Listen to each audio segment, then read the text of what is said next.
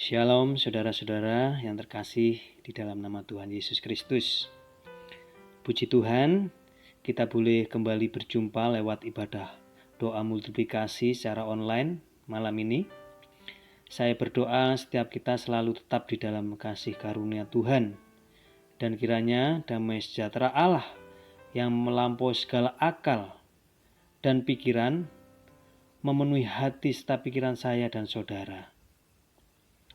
Saudara, pandemi masih terus berlanjut dan tidak ada yang tahu sampai kapan berlalu. Tetapi satu hal yang harus kita percaya, bahwa Allah selalu ada bersama-sama saya dan saudara, sebab Dia adalah Bapa yang setia. Amin. Saudara yang terkasih, dalam nama Tuhan Yesus, malam ini saya ingin berbagi tentang kebenaran firman Tuhan, yaitu tentang hidup dipimpin Roh Kudus. Untuk mendasari firman Tuhan malam ini, saya akan membacakan firman Tuhan di dalam Injil Yohanes, pasal 14 ayat yang ke-26. Mari kita membuka Alkitab kita akan membacanya bersama-sama. Yohanes 14 ayat 26. Saya akan membacakannya buat kita semua. Tetapi penghibur, yaitu Roh Kudus, yang akan diutus oleh Bapa dalam namaku, Dialah yang akan mengajarkan segala sesuatu kepadamu dan akan mengingatkan kepadamu akan semua yang telah kukatakan kepadamu. Kita garis bawahi dulu tugas Roh Kudus, ya. Saya akan bacakannya kembali supaya lebih jelas. Tetapi penghibur, yaitu Roh Kudus, yang akan diutus oleh Bapa dalam namaku, Dialah yang akan mengajarkan segala sesuatu kepadamu dan akan mengingatkan kamu akan semua yang telah kukatakan kepadamu. Mari garis bawahi tugas Roh Kudus. Yang pertama, dikatakan di atas, mengajar segala sesuatu.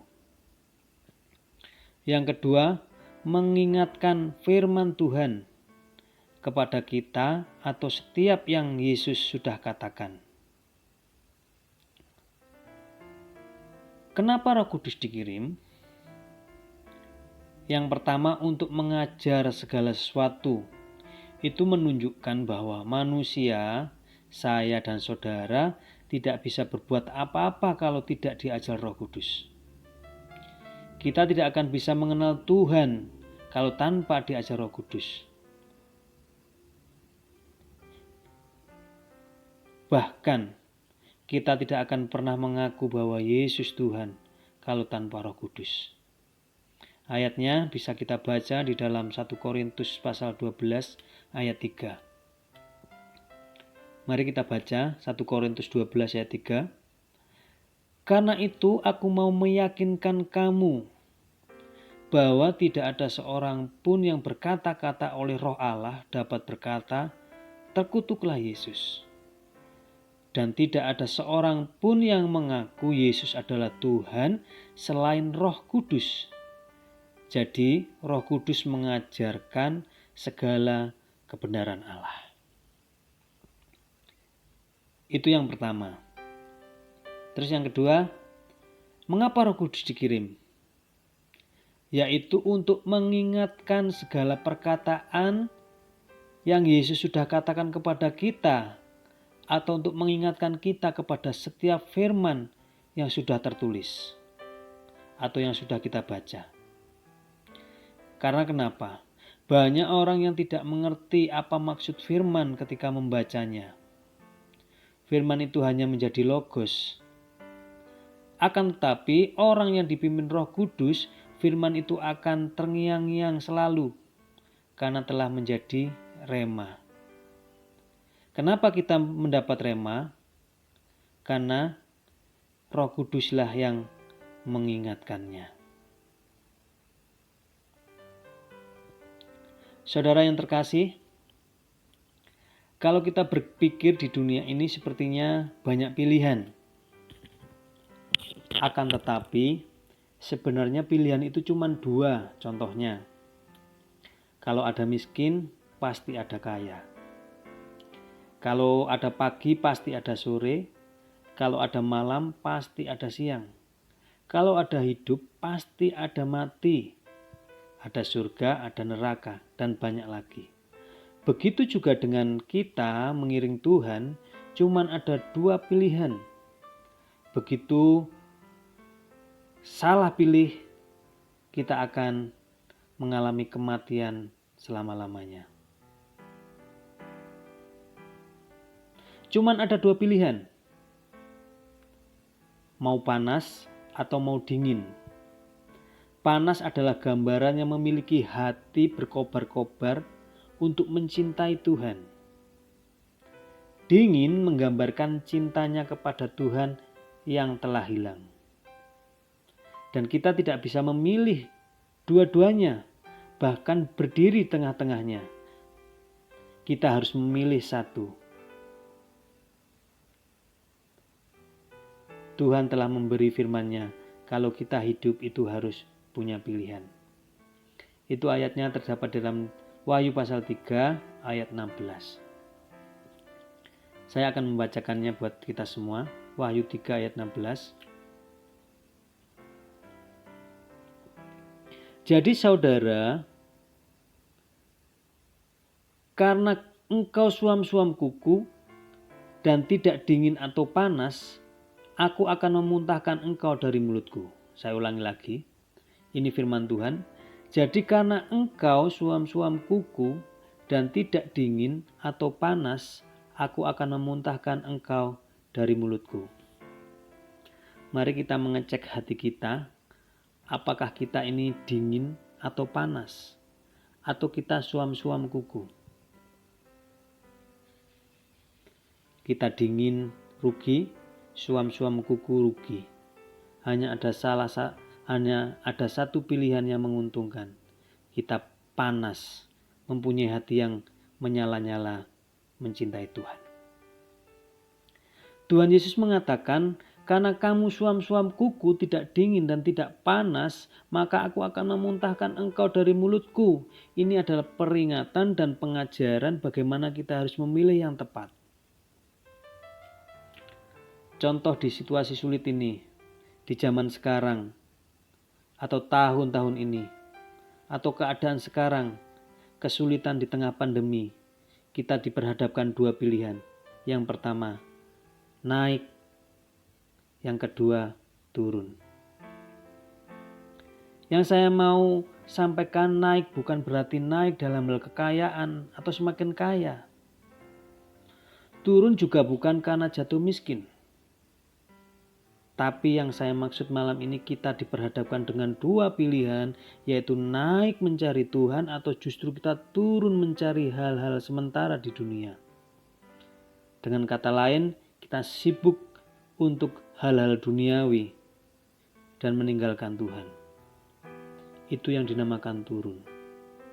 Disadari atau tidak, banyak orang yang imannya semakin turun di situasi yang sulit ini.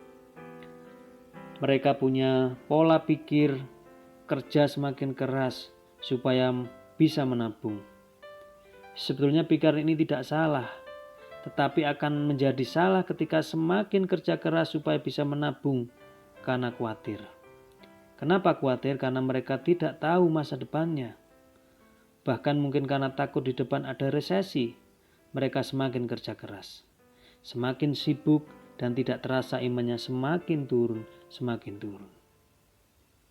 Kenapa itu bisa terjadi?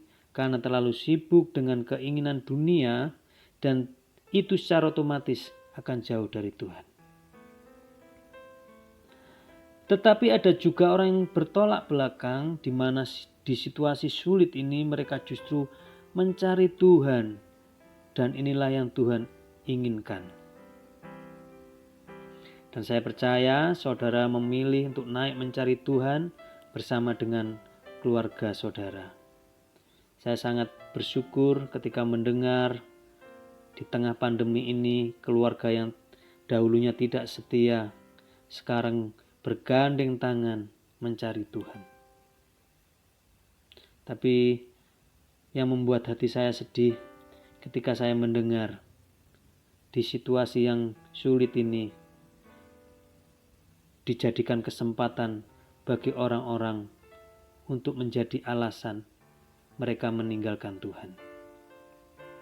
Nah, untuk mendasari ayat ini saya akan membacakan yaitu firman Tuhan yang mengatakan, "Karena itu kalau kamu dibangkitkan bersama-sama dengan Kristus," itu ayat ini dalam Kolose 3 ayat 1-2. Mari kita baca Kolose 3 ayat 1-2. "Karena itu kalau kamu dibangkitkan bersama dengan Kristus." Ini ada perintah. "Carilah perkara yang di atas, di mana Kristus ada, duduk di sebelah kanan Allah. Pikirkanlah perkara yang di atas, bukan yang di bumi." Kita baca sekali lagi. "Karena itu, kalau kamu dibangkitkan bersama dengan Kristus, carilah perkara yang di atas, di mana Kristus tinggal, duduk di sebelah kanan Allah." Coba mari kita merenungkan, ada apa di atas sana? Di mana Yesus tinggal? Tentunya di surga. Ini yang menjadi jawabannya. Filipi 4 ayat 8. "Jadi akhirnya saudara-saudara, semua yang benar, semua yang mulia, semua yang adil, semua yang suci, semua yang manis, semua yang sedap didengar, semua yang disebut kebajikan dan patut dipuji, pikirkanlah semuanya itu. Ini semua ada di dalam Kristus." Kalau di dalam Kristus berarti semua yang ada 8 hal tadi ada di firman-Nya. Karena apa? Kristus itu adalah firman. Firman telah menjadi manusia. Dan itu Kristus. Karena apa? Kristus adalah firman. Jadi dengan kata lain kita harus memikirkan firman Tuhan. Oleh sebab itu saudara-saudara yang terkasih, jangan sampai saya dan saudara fokus memikirkan hal yang di bawah. Tetapi marilah kita memikirkan hal yang di atas. Malam ini saya akan memberikan contoh bagaimana sangat berbahayanya ketika kita memikirkan hal yang di bawah. Kita akan coba belajar dari pengalaman murid-murid Yesus. Lukas 5 ayat 1-7. "Pada suatu kali Yesus berdiri di pantai Danau Genesaret. Sedang orang banyak mengurumuni Dia, hendak mendengarkan firman Allah. Ia melihat 2 perahu di tepi pantai, nelayan-nelayannya telah turun dan membasuh jubahnya." Berhenti dulu. Membasuh jala. Membasuh jala maksud saya. Membasuh jala itu berarti menyuci jala. Sudah selesai menjalani hal-hal yang sudah mereka lewati. Ya, kita lanjut. Ia naik ke dalam salah satu perahu itu, yaitu perahu Simon. Ini Yesus naik ke perahu Simon dan menyuruh dia supaya menolakkan perahunya sedikit jauh dari pantai. Lalu ia duduk dan mengajar orang banyak dari atas perahu. Setelah selesai berbicara, ia berkata kepada Simon, "Bertolaklah ke tempat yang dalam dan tebarkanlah jalamu untuk menangkap ikan." Simon menjawab, "Guru, telah sepanjang malam kami bekerja keras dan kami tidak menangkap apa-apa. Tetapi karena engkau menyuruhnya, aku akan menebarkan jala juga." Dan setelah mereka melakukannya, mereka menangkap sejumlah besar ikan, sehingga jala mereka mulai koyak. Lalu mereka memberi isyarat kepada teman-temannya di perahu yang lain, supaya mereka datang membantunya. Dan mereka itu datang, lalu mereka bersama-sama mengisi kedua perahu itu dengan ikan hingga hampir tenggelam. Tidak kebetulan ayatnya sama dengan yang dibawakan Bapak Herman Kamis yang lalu, di mana Kamis yang lalu kita diajarkan untuk tetap rendah hati. Malam ini saya akan membagikan hal yang lain tentang ayat-ayat ini. Biasanya kita diajarkan tentang menjala manusia. Kemarin kita diajarkan bagaimana mempunyai kerendahan hati. Tapi malam ini saya akan sedikit mengambil berkat yang berbeda. Yaitu bagaimana kita harus memilih yang tepat. Diceritakan tadi mereka mengalami kesulitan. Semalam-malaman tidak mendapat ikan. Kalau boleh disamakan, itu situasinya sama seperti saat ini. Akan tetapi mereka taat. Mereka mendapatkan ikan yang banyak, bahkan dikatakan jala mereka hampir koyak, perahu mereka hampir tenggelam. Ini apa saudara? Mari kita belajar bersama-sama. Ini adalah gambaran kita tidak boleh fokus kepada berkat. Jangan sampai mata kita tertutup oleh berkat. Sehingga kita berpikir, waduh, kondisinya seperti ini. Aku harus nabung. Nabung memang benar, tetapi jangan karena khawatir. Jangan kita menumpuk harta menyimpannya dengan rasa khawatir. Sehingga kita tidak mau berbagi lagi karena ekonomi tidak jelas. Itu sama dengan saudara dan saya membiarkan ikan-ikan tetap di jalannya. Tetapi apa yang mereka ajarkan kepada kita malam ini? Ketika mereka taat dan diberkati Tuhan, mereka tidak menikmati berkat itu sendiri. Jadi berkat itu datangnya karena taat. Dan ketika saya dan saudara taat, saudara akan diberkati Tuhan. Tapi ketika kita menerima berkat, tidak berhenti sampai di situ. Tidak berhenti dengan kita menikmati semua berkat. Ada yang harus kita lakukan. Yaitu seperti yang dilakukan murid-murid. Mereka memanggil teman-temannya. Jadi ketika mereka mendapat berkat di situasi yang sulit, mereka memanggil teman-temannya, membagikan ikan hasil tangkapan mereka. Karena apa? Kalau tidak dibagikan jalannya koyak dan tidak akan pernah dapat apa-apa. Begitu juga dengan saya dan saudara. Kalau hanya fokus menikmati berkat, saudara dan saya akan menjadi pelit. Percayalah, jala saya dan saudara bisa koyak dan akan habis berhamburan. Dari sini kita bisa belajar betapa pentingnya mitra iman, mitra doa dalam hidup kita. Kenapa? Saya katakan mitra iman atau mitra doa, diceritakan tadi mereka memanggil teman-temannya dan teman-temannya itu datang karena dekat. Kita butuh mitra iman yang dekat. Karena kenapa? Karena mitra doa, mitra iman itu bisa menolong kita ketika kita dalam bahaya. Contohnya, berkat yang diterima murid-murid itu bisa menjadikan mereka celaka kalau mereka fokus pada ikan-ikan atau berkat yang sudah mereka dapatkan. Jelas ya saudara? Walaupun di situasi yang sulit ini, ketika kita mendapat berkat, jangan lupa ada tugas yang harus kita lakukan, membagi-bagi berkat. Sudah dicontohkan jalannya hampir koyak, perahunya hampir tenggelam. Jadi hati-hati dengan berkat. Sekali lagi, betapa pentingnya teman, mitra iman di dalam kehidupan kita. Dikatakan tadi murid-murid ketika jalannya mau koyak, mereka memanggil teman-temannya untuk menolong mereka dan semuanya selamat. Saya bersyukur di gereja kita ada pemuridan, ada fruta, ada mitra doa dan sebagainya.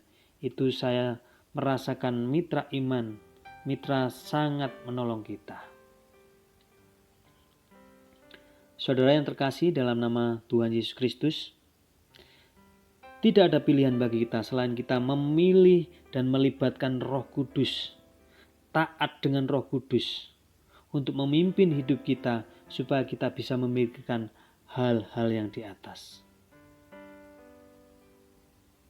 Kita belajar dari hal yang sederhana. Yang pertama, taat dengan Roh Kudus. Tadi diceritakan murid-murid taat dengan Yesus dan mereka mendapat berkat. Sekarang Tuhan mengirimkan Roh Kudus-Nya kepada kita dan kita harus taat. Untuk belajar taat, mari kita belajar hal yang sederhana-sederhana dulu. Contohnya seperti ini.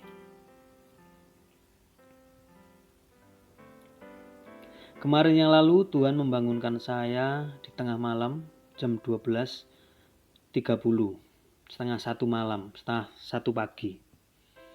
Ketika bangun dan saya tidak tahu harus ngapain, nggak bisa tidur, saya juga nggak ada khawatir, nggak kepikiran apa-apa, tapi saya sulit tidur. Tuhan Allah Roh Kudus nyuruh saya berdoa. Jam setengah 1 malam saya bangun, saya membuka mata saya perih, tapi saya mau belajar taat. Saya berdoa, saya nggak tahu apa yang harus saya doakan. Saya menyembah Allah Bapa di surga dengan pelan-pelan. Haleluya. Haleluya, Engkau baik Tuhan. Saya mulai memikirkan, menghitung kasih Tuhan. Saya melihat anak dan istri saya yang tidur pules. Saya mengatakan terima kasih buat keluarga hamba-Mu ini. Saya berkata, Tuhan Engkau baik, Engkau luar biasa. Saya mulai memikirkan, menghitung kasih Tuhan yang lainnya. Begitu banyak kasih-Nya, sehingga hati saya berkata, terima kasih Tuhan, terima kasih Tuhan. Engkau sungguh baik, Engkau luar biasa. Saya mau lagi berkata-kata menyembah, mengucap syukur, Tuhan terima kasih, Engkau sungguh baik. Tetapi ketika saya berdoa menyembah kepada Tuhan, rasanya tidak bisa los, karena takut mengganggu istri dan anak-anak yang sedang tertidur pulas. Ketika saya menyembah pelan-pelan. Saya katakan haleluya, haleluya. Saya memastikan supaya mereka tidak dengar. Saya terus menyembah pelan-pelan, haleluya. Ketika saya menyembah, saya ingin mengajak istri. Saya ingin membangunkannya, tapi saya sangat kasihan. Terus saya ngomong sama Roh Kudus. Roh Kudus, aku mau Engkau membangunkan istriku. Kalau aku membangunkan istriku, kasihan dia. Kerja dari pagi sampai malam, masih ngasih ASI. Aku gak mau membangunkan. Kalau Roh Kudus mau, ya bangunkan dia. Saya ngomong sama Roh Kudus seperti itu. Ketika saya ngomong amin, habis minta Roh Kudus membangunkan istri saya, dengan nada yang sangat pelan, bisik-bisik, tiba-tiba istri saya bangun dan bertanya kepada saya, ada apa Pak? Saya jawab, tidak ada apa-apa. Tapi ada Roh Kudus yang membangunkan Mama. Akhirnya saya jam 12.30 saya berdoa dengan istri. Ini belajar dari hal yang sederhana. Enak-enaknya tidur. Tapi ketika Tuhan membangunkan, kita harus bangun. Saudara yang terkasih dalam nama Tuhan Yesus Kristus, satu pilihan bagi kita di akhir zaman ini yaitu taat dengan Roh Kudus. Karena tanpa Roh Kudus kita tidak akan pernah bisa seturut dengan pengajaran yang Yesus berikan. Tuhan mengirimkan Roh Kudus untuk menolong kita. Jadi kalau kita tidak melibatkan Roh Kudus, kita tidak akan memikirkan yang suci, yang sedap didengar, yang mulia, yang kudus dan sebagainya. Amin. Untuk menutup renungan kita malam ini, mari kita baca di dalam Matius 6 ayat 33. Ini ayat yang tidak asing. Tetapi carilah dahulu kerajaan Allah dan kebenarannya, maka semuanya itu akan ditambahkan kepadamu. Cari dulu kerajaan Allah, maka semuanya itu akan ditambahkan kepadamu, seperti yang dialami murid-murid. Puji Tuhan. Saya berdoa firman ini menjadi rema buat saya dan saudara, sehingga kita sama-sama bertumbuh ke arah Kristus dan sama-sama naik tidak turun di dalam kekuatan kuasa-Nya. Amin. Tuhan Yesus memberkati. Tetap jaga kesehatan dan selamat malam.